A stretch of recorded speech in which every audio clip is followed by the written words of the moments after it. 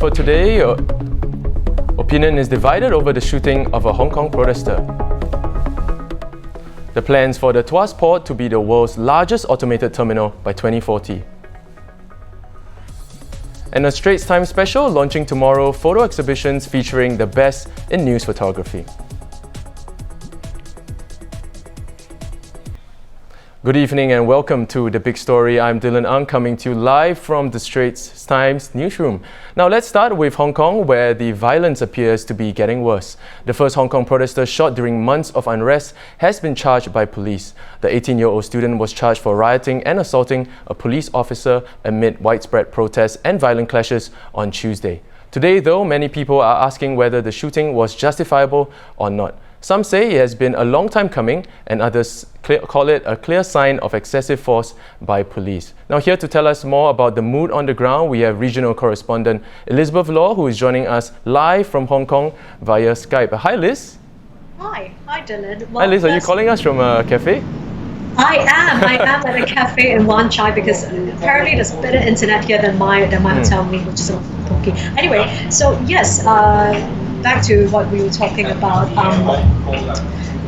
People have been talking about how this protester was shot on Sunday, and obviously opinion has been very divided. On one side, we have the pro-police, pro-government people, and on the other side, of course, we have the pro-democracy folks who are saying that police have constantly been using excessive force, and this is just yet another example of this. Firstly, we go back to the first group where people are just talking about how the pro-government, pro-police people. If there have been videos of the incidents circulating around the internet, and if you look at it, you will see that these protesters have been chasing the policemen, a team of them for quite a few blocks, over 100, 200 meters. They've been chasing them for a bit, and then a bunch of them get separated, and suddenly one of these policemen gets attacked, and he falls, and people are beating him, throwing rocks at him, and his colleague comes and tries to rescue him. And this colleague comes, on his left hand, he's holding a rifle, on his right hand is a gun. So when he points his service revolver at the protester who's attacking his colleague, the protester hits him with a pipe. Now, we're not quite sure what material that pipe is. It hits him on his trigger hand, and that's when the shot is fired. So now there are a lot of questions, and of course, the opinion is divided. On one side, they're saying that, no, this is justified because they've been chasing the policemen, they're beating them, they're throwing rocks at them, they're throwing petrol bombs at them. Surely this use of force is justified, and obviously the scenes from the weekend show that it's pretty chaotic. They're setting fires to things, and they're beating and throwing things. Whereas on the other hand, questions have been raised that look, he had two weapons. He had a much more non-lethal rifle on his left hand. So why did he in fact use the pistol on his right hand? Right. Well, so yesterday when there was a police press conference, we had the deputy commissioner of police saying that he had no choice and his life was under threat. So, I mean, these are questions that still will take a while to be answered. But the fact is, the police have said they will look into this matter and they will investigate. And obviously, there has been an outpouring of public opinion in support of the student, because yesterday night we saw thousands come up in various districts across Hong Kong, where they rallied in support of him. Right. Now, Liz, yes. Oh, sorry, but it's interesting you talk about police violence and just violence in general. I mean, headlines have been dominated by the student getting shot, but in addition to that, of course, we all know that there's been other casualties as well. Yes, of course, there have been several casualties. The latest being Ms. Vivi Indah, who is an Indonesian journalist working here in Hong Kong. She worked for Surah, a Bahasa Indonesian newspaper here that is quite popular.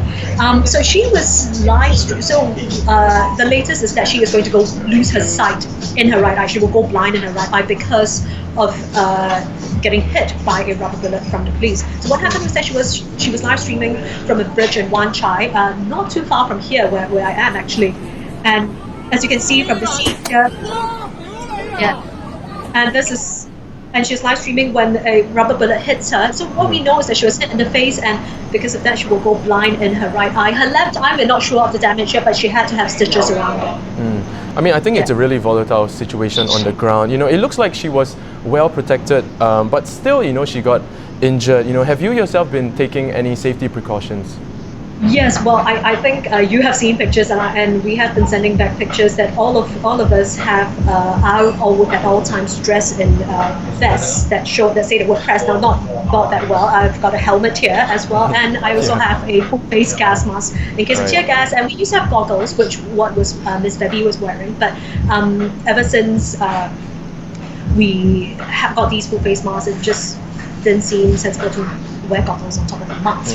I think we have pictures as well of Claire, who also with our Davao colleague has similar get-up as well. Right. But despite all the precautions that we take, sometimes things do happen because our colleague Jun Liang, the photographer, he was pepper sprayed a few weeks back when he got a little bit too close to police officers. So no matter how much you prepare, there are times that things do happen. But of course, we are constantly assessing the situation on the ground whenever things get too violent. Now that's a picture of Jun Liang shortly after he got pepper sprayed.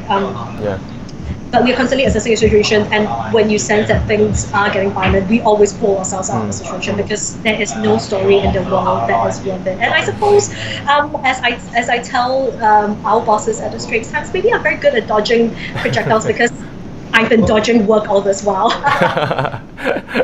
Well, Liz, of course, we definitely wish you all the best. Please stay safe, and thanks for all the updates on the ground. Now, you can follow Liz as well as our other Hong Kong correspondent, Claire, on Twitter for the latest updates on Hong Kong. So once again, thanks, Liz, for calling in and joining us on the show. Thank you, Dylan. See you.